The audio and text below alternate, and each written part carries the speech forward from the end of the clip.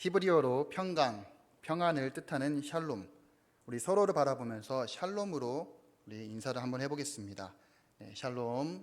네, 샬롬. 네.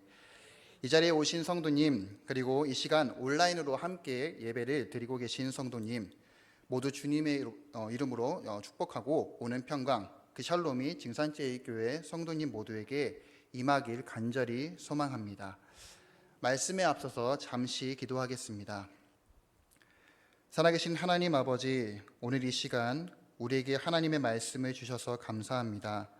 전하는 자나 듣는 자 모두가 주님의 사랑과 그 은혜를 다시 한번 기억하며 주님을 끝까지 바라볼 수 있는 믿음을 주시옵소서. 살아계신 예수님의 이름으로 기도드립니다. 아멘. 현재 한국에서 투여할 수 있는 코로나19 백신은 화이자, 아스트라제네카, 얀센 백신 정도로 알려져 있습니다. 이미 접종을 마치신 분도 계시고 또 앞으로 이제 접종을 기다리고 계시는 분들도 계십니다. 또 최근엔 30대 남성들이 얀센 백신을 18시간 만에 예비군 등 90만 명이 사전 예약을 완료하여 어제부터 접종을 하게 되었습니다. 그런데 뉴스나 기사를 살펴보면 코로나 백신 후유증에 대해서 다양한 내용들이 등장하게 됩니다. 백신 접종을 기다리며 준비 중인 사람들은 최대한 그 후유증을 대비해서 약국 그리고 편의점 어디서나 미리 약들을 사놓습니다. 더불어 어제부터 얀센 백신을 접종이 시작되었는데 타모 약품의 품귀 현상이 나타나고 있습니다. 앞으로 접종이 끝날 때까지는 이런 품귀 현상이 계속될 것 같기도 합니다. 마치 작년 마스크 품귀 현상으로 인해 마스크 오브제로 약국에서 줄을 섰던 시간들이 생각이 납니다. 코로나19로 인해 우리에게 없었던 일상들이 새로이 생기면서 코로나 시대 전과 후로 나눌 만큼 시대의 변화에 우리는 모두는 다소 적응을 해가고 있지만 여전히 우리들의 마음은 불안과 염려가 가득한 삶을 살아가고 있습니다. 코로나 백신 접종을 한다고 하지만 그것이 얼마나 그 코로나 바이러스의 예방이 될 것인지, 만약에 코로나 변이 바이러스가 생긴다면 백신 접종을 받은 우리는 완벽하게 안전한지, 접종을 받고 있지만 아직도 코로나 확진자 수가 증가하고 있는 건데 이 상황이 언제쯤이면 멈추게 될 것인지, 언제쯤이면 집단 면역이 생기면서 우리가 안전하게 살아갈 수 있는 것인지 그 누구도 우리는 모르기에 오늘 우리도 불안과 염려가 가득한 삶을 살아가고 있습니다. 사랑하는 성도 여러분, 이렇게 불안과 염려가 가득한 이 세상에서 오늘 이 시간 우리 모두는 하나님께 나아가고 있습니다. 성도 여러분, 하나님을 온전히 신뢰하십니까? 기독 영성작가 리처드 포스터는 우리 시대의 신뢰는 물량이 딸린다라고 말했습니다. 다시 말해 신뢰가 부족한 시대에 살아가고 있다는 것입니다. 우리 모두는 하나님을 신뢰하고 있지만 지금 우리가 살아가고 있는 이 세계는 하나님을 완벽하게 신뢰하게 못하게끔 여러 장애물들이 있습니다. 전 세계적으로 퍼져 있는 코로나 바이러스뿐만 아니라 극심한 분열, 그리고 극심한 개인주의, 돈과 재산, 소유물을 절대시하며 최고의 가치로 여기는 맘모니즘, 자신의 목적을 이루기 위해서라면 어떤 수단과 방법도 사용할 수 있다고 여기는 실용주의로 인해 버림받은 상처들, 이 외에도 많은 것들이 있겠지만 이런 것을 통해 사람들로부터 상처를 받게 되고 정치, 사회, 경제, 기타 모든 분야에 있어서도 혼란스럽고 신뢰하기 어려운 현실을 우리는 종종 마주하게 되는 것 같습니다. 그리스도인들은 믿음을 가지고 하나님을 바라보지만 이 시대의 현실로 인해 우리는 하나님께 이러한 질문들을 던지게 됩니다. 주님, 왜죠? 하나님을 섬기고 잘 믿어왔는데 우리가 살아가고 있는 이 현실은 왜 이렇게 답답하고 이해할 수 없는 일들이 왜 이렇게 많죠? 열심히 잘 살아왔는데 왜 제가 이런 일을 당해야 하죠? 대체 하나님의 뜻은 대체 무엇이죠? 우리들의 삶, 그리고 이 땅의 모든 일들을 살펴보면 이해할 수 없는 상황들이 너무나도 많은데 하나님, 살아계신다면 왜 이런 상황을 마주하게끔 하시나요? 이러한 질문은 우리가 살아가면서 억울한 일을 당하거나 세상의 염려와 걱정으로 인해 풀리지 않는 일들을 마주하거나 또는 인간관계의 상처로 인해 실족하게 될 때, 그리고 그 이상으로 이해할 수 없는 일들을 당할 때 우리는 하나님을 찾습니다. 신뢰가 깨어진 조각들이 만연하는 오늘을 살아가고 있는 저와 증산제일교회 성도 여러분, 각자 자신의 마음을 돌아보면서 이렇게 질문을 던져보면 좋겠습니다. 그럼에도 불구하고 여전히 하나님을 신뢰하십니까? 변하지 않는 현실 마주하여도 여전히 우리를 사랑하시는 하나님을 신뢰하십니까? 오늘 본문 마태복음 13장 씨 뿌리는 비유를 통해 우리의 마음밭이 어떤지, 하나님을 향한 신뢰가 있는지를 돌아보기를 원합니다. 오늘 본문 13장 1절부터 9절까지이지만 씨 뿌리는 비유는 본문 1절부터 23절까지 같이 보아야 합니다. 예수님께서 말씀하신 천국의 비밀, 씨 뿌리는 비유는 듣고 있는 청중은 본문 2절에 나오는 큰 무리, 그리고 10절에 나오는 제자들입니다. 본문 13장 11절을 보면 예수님께서는 씨 뿌리는 비유를 제자들에게 설명해 주십니다. 11절, 천국의 비밀을 아는 것이 너희에게는 허락되었으나 그들에게는 아니 되었나니. 여기서 그들은 앞서 3절에 예수님의 말씀을 듣기 위해 모인 큰 무리임을 생각해 볼 수 있습니다. 예수님께서는 이사야의 말씀을 통해 말씀하십니다. 이사야 6장 9절에서 10절 말씀, 너희가 듣기는 들어도 깨닫지 못할 것이요 보기는 보아도 알지 못하리라. 이 백성들의 마음이 완악하여져서 그 귀는 듣기에 둔하고 눈은 감았으나 이는 눈으로 보고 귀로 듣고 마음으로 깨달아 돌이켜 내게 고침을 받을까 두려워함이라. 당시 예수님의 천국의 비유를 듣고 있는 많은 무리들 중 대부분은 유대인들이었습니다. 그들에게 예수님은 그 당시 랍비들과 같은 율법 교사로 간주되었고 랍비들의 권세와 능력과는 비교할 수 없는 자로 비춰지게 되었습니다. 하지만 그들은 정작 앞에서 복음을 전하고 계신 분이 다윗의 후손이며 하나님의 아들이며 자신이 그토록 기다렸던 그 메시아임을 깨닫기에는 그들의 영적인 눈과 귀가 그리고 마음이 닫혀 있었습니다. 그럼에도 불구하고 예수님은 당시 유대인들에게 익숙했던 생활 습관 그리고 자연, 사물, 사건 등으로 그런 많은 소재로 많은 비유를 통해서 청중들의 이해와 기억에 큰 도움을 주며 천국의 비밀을 전해주셨습니다. 예수님께서는 제자들에게 씨 뿌리는 비유에 대해서 천국의 비밀을 자세하게 설명을 해주십니다.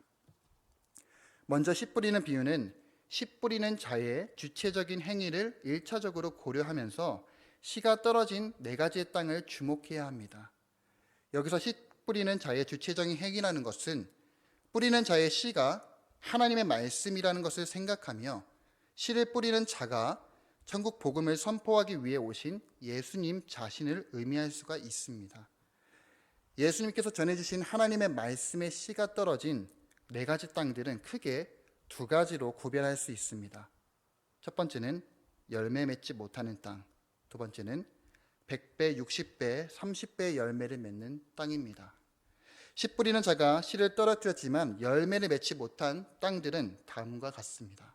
첫 번째입니다. 길가입니다. 길가에 떨어진 씨로서 새들이 쉽게 먹을 수 있는 토양으로 말씀은 들었으나 깨닫지 못한 자에게 악한 자가 와서 그 뿌려진 씨를 빼앗아 가는 것입니다. 저는 그제 점심을 먹기 위해서 차를 타고 이동했습니다.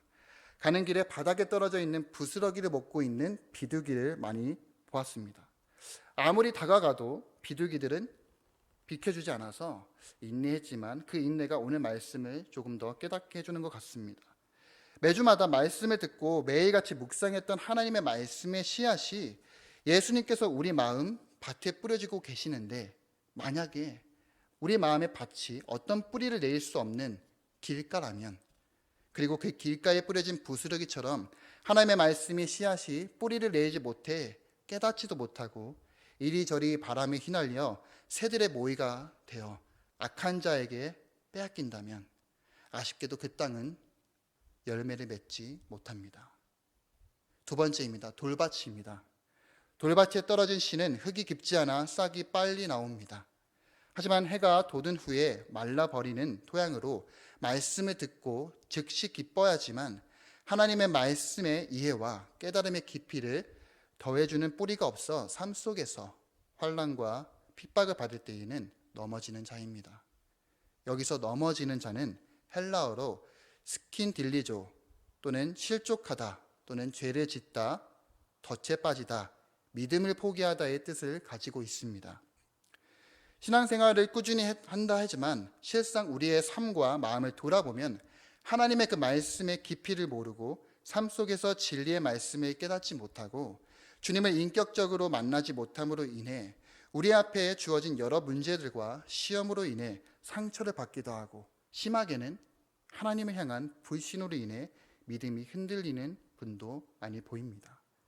저는 아직 그렇게 오래 살아가지 못했지만 세상의 불합리를 보면서 하나님을 믿는 그리스도인들이 양심 그리고 선한 마음을 지키는 것을 통해 겪게 되는 억울함을 듣게 되거나 이해할 수 없는 상황을 겪었지만 선한 마음을 가지며 사랑하도록 노력해보지만 끝내 포기하고 실족하여 믿음을 저버리는 주변 사람들을 많이 보았습니다. 하나님의 말씀을 들어서 순간 기쁨으로 받았지만 실상 우리의 삶에 어떤 어려움이 다가왔을 때 믿음을 저버리거나 다시 세상으로 돌아선다면 그 마음의 밭은 돌밭이며 그 땅은 아쉽지만 열매를 맺지 못합니다. 세 번째입니다. 가시떨기입니다. 가시떨기에 떨어진 씨는 그 씨가 자라기는 하지만 가시로 인해 방해가 되어 성장을 멈추게 되는 토양으로서 말씀을 듣기는 하지만 이 세상의 염려와 물질의 유혹으로 인해 열매를 맺지 못하는 토양입니다. 원문에서는 결실이 없다는 뜻뿐만 아니라 나쁜 열매를 맺는다는 의미도 있습니다.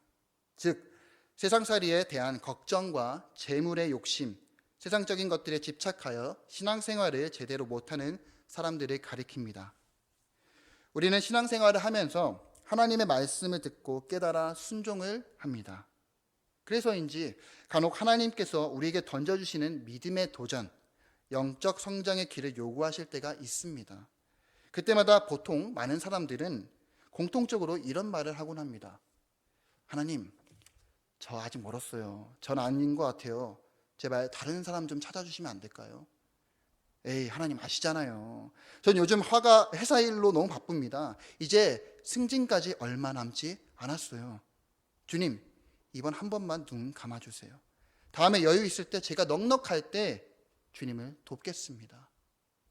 제가 요즘 많이 할 일이 많아요. 고민도 많고 제 일부터 마무리하고 주님을 따르겠습니다. 죄송합니다. 예수님께서는 재물에 대해서 이렇게도 말씀하십니다. 마태복음 6장 24절 말씀입니다. 한 사람이 두 주인을 섬기지 못할 것이니 혹 이를 미워하고 저를 사랑하거나 혹 이를 중히 여기고 저를 경히 여김이라. 너희가 하나님과 재물을 겸하여 섬기지 못하느니라. 이것 외에 세상의 염려와 세상의 가치관, 세상의 성공만을 위해 재물의 유혹에서 벗어나지 못한다면 우리의 마음은 하나님으로부터 점점 거리가 생겨지며 신앙생활은 점점 못하게 됩니다. 아쉽지만 이런 가시떨기와 같은 땅은 열매를 맺을 수 없습니다. 이렇게 세 가지 열매 맺지 못한 땅에 대해서는 그 씨가 떨어졌다는 것은 열매를 맺지 못하는 사람들도 하나님의 나라의 말씀을 들었다는 것을 볼 수가 있습니다. 복음의 말씀을 듣는 자리에 있는 자는 중요하고 축복된 자리에 있다는 것이 분명한 사실이지만 그것만으로는 충분하지 않습니다.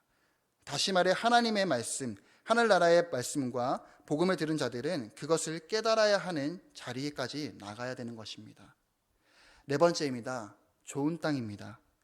씨가 뿌려지고 결실을 맺을 수 있는 땅은 바로 좋은 땅입니다. 씨가 좋은 땅에 뿌려졌다는 것은 말씀을 듣고 깨닫는 자로 어떤 것은 100배, 어떤 것은 60배, 어떤 것은 30배의 열매를 맺습니다. 하나님의 말씀을 듣고 깨닫는 것은 우리를 사랑하시는 하나님을 향한 신뢰가 있어야만 하나님의 말씀을 깨달을 수 있습니다. 창세기 22장에 등장하는 아브라함은 하나밖에 없는 아들 이삭을 모리아산에 번제로 드리라는 하나님의 말씀에 순종을 했습니다. 어떻게 얻은 아들인데 이삭을 바치라는 하나님의 말씀에 아브라함은 대체 어떻게 순종할 수 있었을까요? 바로 하나님을 향한 완벽한 신뢰와 믿음이 있었기 때문에 가능했습니다.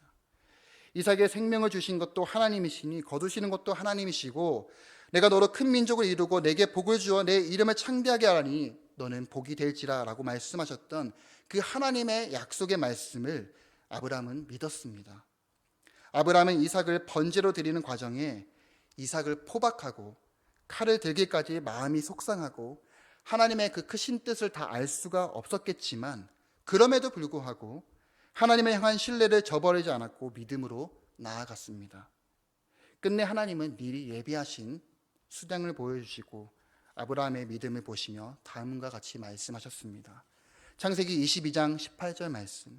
내 씨로 천하 만민이 복을 받으리니 이는 내가 나의 말에 준행하였음이니라.